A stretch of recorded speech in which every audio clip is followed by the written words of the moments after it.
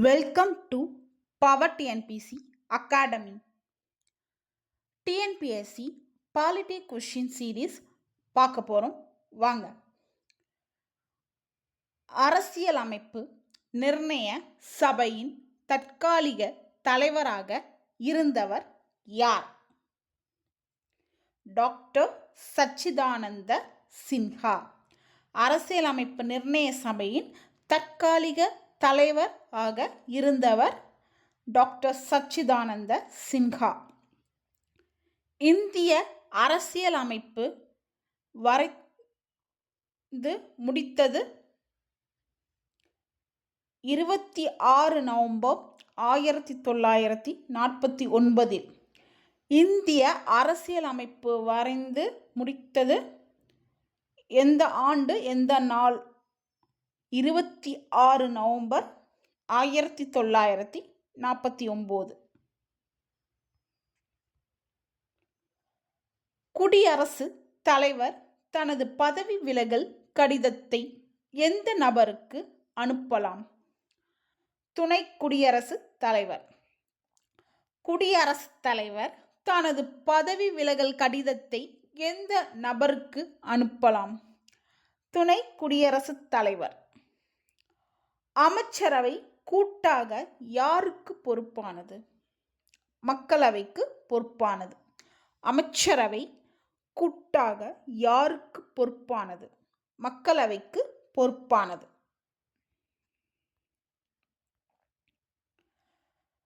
அரசு கொள்கையினை நெறிமுறைப்படுத்தும் கோட்பாடுகள் எந்த பகுதியில் சேர்க்கப்பட்டுள்ளன? அரசியலமைப்பு பகுதி 4. அரசு கொள்கையினை நெறிப்படுத்தும் கோட்பாடுகள் எந்த பகுதியில் சேர்க்கப்பட்டுள்ளன? அரசியலமைப்பு பகுதி 4. இந்த இந்திய திட்டக்குழுவின் தலைவர் பிரதம அமைச்சர். இந்திய திட்டக்குழுவின் தலைவர் பிரதம அமைச்சர். உயர் நீதிமன்ற நீதிபதிகள் ஓய்வு பெறும் வயது? ஹைகோர்ட் ஜட்ஜஸ் கேட்டிருக்காங்க. உயர் நீதிமன்ற நீதிபதிகள் ஓய்வு பெறும் வயது 62 ஆண்டுகள். உயர் நீதிமன்ற நீதிபதிகள் ஓய்வு பெறும் வயது 62 ஆண்டுகள். உச்ச நீதிமன்ற ஆலோசனை வழங்கும் அதிகாரத்தை பெற்றிருப்பது விதி 143. உச்ச நீதிமன்ற ஆலோசனை வழங்கும் அதிகாரத்தை பெற்றிருக்கும் விதி 143.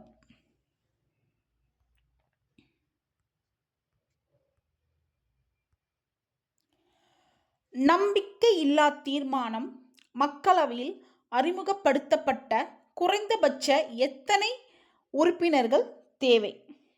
50 உறுப்பினர்களோட ஆதரவு தேவை. நம்பிக்கையில்லா தீர்மானம் மக்களவையில் அறிமுகப்படுத்தப்பட குறைந்தபட்சம் 50 உறுப்பினர்களோட ஆதரவு தேவைப்படும். அடிப்படை உரிமைகளுடைய பாதுகாவலன் யார்? நீதித்துறை. அடிப்படை உரிமைகளுடைய பாதுகாவலன் நீதித்துறை.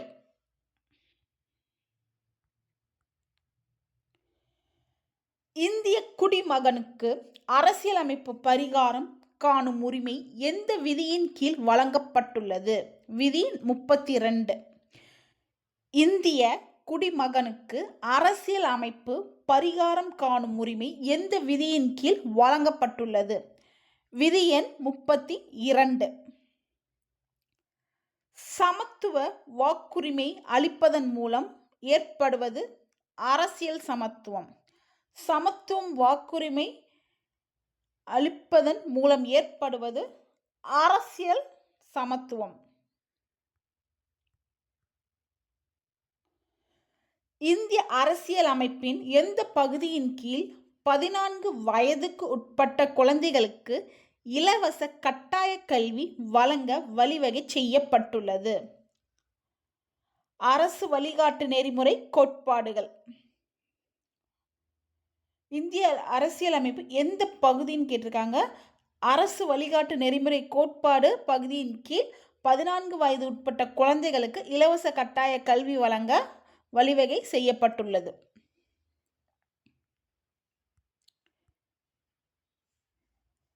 எந்த அரசியலமைப்பு திருத்தத்தின் மூலம் அடிப்படை கடமைகள் வரையறுக்கப்பட்டுள்ளது? 42வது அரசியலமைப்பு திருத்தச் சட்டம். எந்த அரசியலமைப்பு திருத்தத்தின் மூலம் அடிப்படை கடமைகள் வரையறுக்கப்பட்டுள்ளது? 42வது அரசியலமைப்பு திருத்தச் சட்டம். எந்த மாநிலத்தின் உயர்நீதிமன்றம் லட்சத்தீவின் மீது சட்ட எல்லையை உடையது? கேரள மாநிலம். எந்த மாநிலத்தின் உயர்நீதிமன்றம் லட்சத்தீவின் மீது சட்ட எல்லையை உடையது? கேரள மாநிலம்.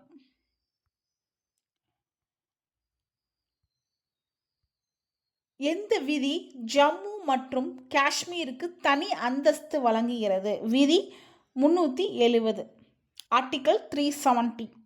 எந்த விதி ஜம்மு அண்ட் காஷ்மீருக்கு தனி அந்தஸ்து வழங்குகிறது அப்படின்னா ஆர்டிகல் 370.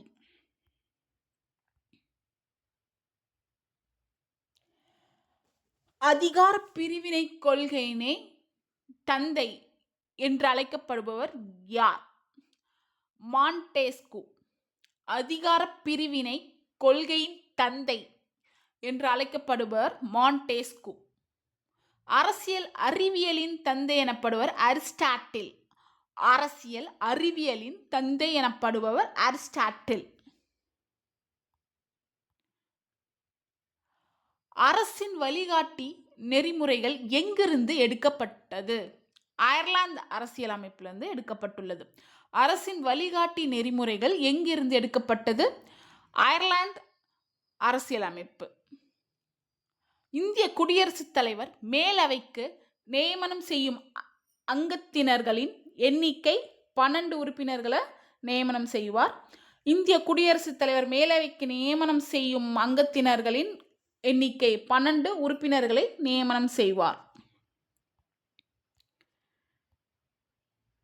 கட்டளை பேராணை என்பது செயல்படுத்தும் ஏவல் ஆணை. கட்டளை பேராணை செயல்படுத்தும் ஏவல் ஆணை. பன்மை செயற்குழுவுக்கு சிறந்த உதாரணம் சுவிட்சர்லாந்து.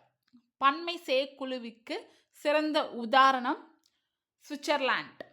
பஞ்சாயத்து அரசு முறை இந்தியாவில் தோன்றிய ஆண்டு? பஞ்சாயத் ராஜ் சிஸ்டம் இந்தியாவில் எப்போ இன்ட்ரடியூஸ் பண்ணாங்கன்னா 1959ஆம் ஆண்டு. பஞ்சாயத்து அரசு முறை இந்தியாவில் தோன்றிய ஆண்டு 1959ஆம் ஆண்டு. இந்திய அரசு திட்டக்குழுவை நிறுவிய ஆண்டு? 1950ஆம் ஆண்டு. இந்திய அரசு திட்டக்குழுவை நிறுவிய ஆண்டு 1950ஆம் ஆண்டு. மத்தியில் முதலாவது கூட்டணி அரசாங்கத்தை உருவாக்கியவர்? மொராஜி தேசாய். மத்தியில் முதலாவது கூட்டணி அரசாங்கத்தை உருவாக்கியவர் மொராஜி தேசாய். அடிப்படை உரிமைகள் பட்டியலில் இருந்து நீக்கப்பட்டது எது? சொத்துரிமை. அடிப்படை உரிமைகள் பட்டியலில் இருந்து நீக்கப்பட்டது சொத்துரிமை. இந்திய அரசியலமைப்பு சட்டம் அளிக்கும் குடியுரிமை ஒற்றை குடியுரிமை, சிங்கிள் சிட்டிசன்ஷிப். இந்திய அரசியலமைப்பு சட்டம் அளிக்கும் குடியுரிமை ஒற்றை குடியுரிமை, சிங்கிள் சிட்டிசன்ஷிப். பாராளுமன்ற இரு கூட்டத்தொடர்களுக்கிடையே அனுமதிக்கப்பட்ட அதிகபட்ச இடைவெளி காலம் என்ன? 6 மாதங்கள் இடைவெளி. பாராளுமன்ற இரு கூட்டத்தொடர்களுக்கிடையே அனுமதிக்கப்பட்ட அதிகபட்ச இடைவெளி காலம் 6 மாதங்கள். திமுக எப்போது தோற்றுவிக்கப்பட்டது? திராவிட முன்னேற்ற கழகம் எப்போது தோற்றுவிக்கப்பட்டது? 1949ஆம் ஆண்டு. திமுக திராவிட முன்னேற்ற கழகம் தோற்றுவிக்கப்பட்ட ஆண்டு 1949. மக்களவையின் முதல் சபாநாயகர் யார்? கணேஷ் வாசுதேவர் மாவலங்கார். மக்களவையின் முதல் சபாநாயகர் கணேஷ் வாசுதேவர் மாவலங்கர். சுதந்திர கட்சியை 1959 நிறுவியவர் யார்? சி. ராஜகோபாலாச்சாரி. சுதந்திர கட்சியை 1959 நிறுவியவர் சி. ராஜகோபாலாச்சாரி. இந்திய அரசியலமைப்பு சட்டத்தின் 8வது அட்டவணையில் எத்தனை மொழிகள் உள்ளது? 22 மொழிகள். இந்திய அரசியலமைப்பு சட்டத்தின் 8வது அட்டவணையில் 22 மொழிகள் உள்ளன. இந்திய அரசியலமைப்பு சட்டத்தின் எப்பகுதி அடிப்படை உரிமைகள் உள்ளடக்கியது? பகுதி 3. பகுதி 3 அடிப்படை உரிமைகளை உள்ளடக்கிய பகுதியாகும்.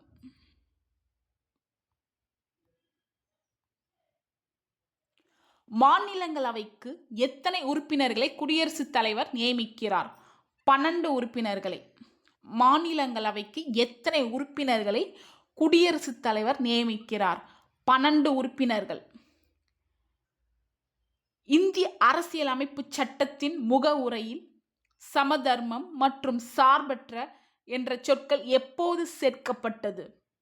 42வது திருத்தச் சட்டத்தின் போது சேர்க்கப்பட்டது. இந்திய அரசியலமைப்பு சட்டத்தின் முகவுரையில் சமதர்மம் மற்றும் சார்பற்ற என்ற சொற்கள் 42வது சட்ட திருத்தம் அப்போ சேர்க்கப்பட்டது.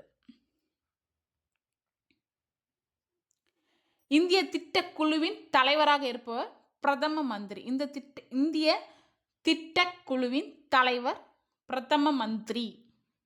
மாநிலங்கள் அவையின் எண்ணிக்கை மொத்தம் 250 உறுப்பினர்கள். மாநிலங்களவையின் உறுப்பினர்களின் எண்ணிக்கை 250.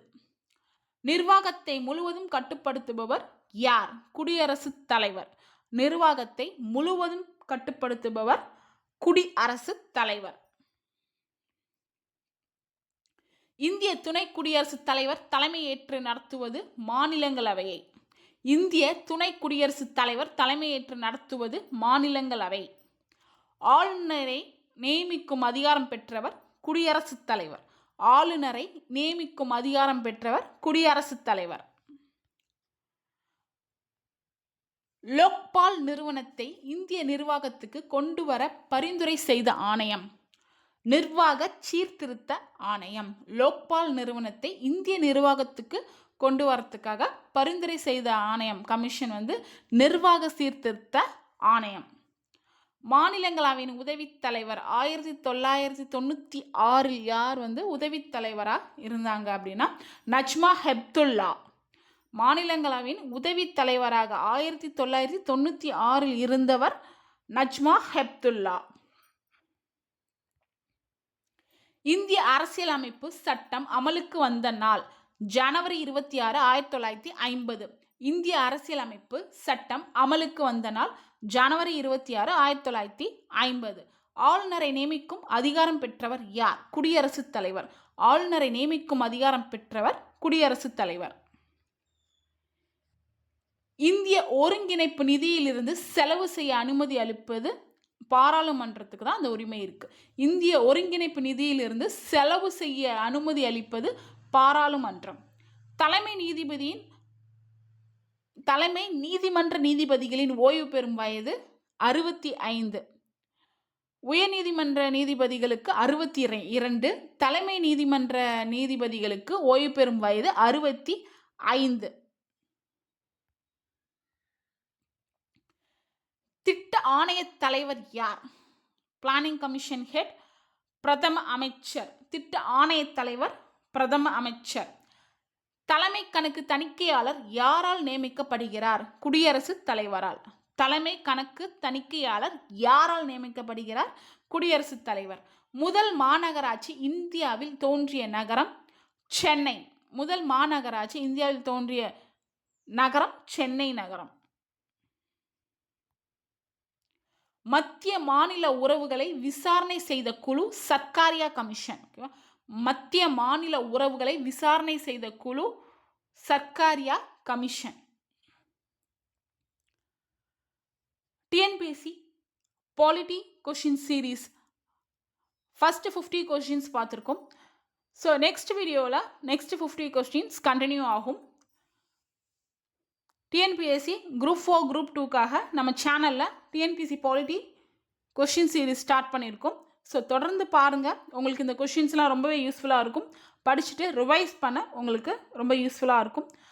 இந்த வீடியோ பிடிச்சிருந்ததா லைக் பண்ணுங்கள், ஷேர் பண்ணுங்கள், கமெண்ட் பண்ணுங்கள். மறக்காமல் பாட் என்பிசி அகாடமி சேனலை சப்ஸ்கிரைப் பண்ணிக்கோங்க. அப்போ தான் வந்து வீடியோஸ் நோட்டிஃபிகேஷன் உங்களுக்கு ஷோ ஆகும். Keep share and subscribe. Stay tuned with Part NPC Academy. Thank you.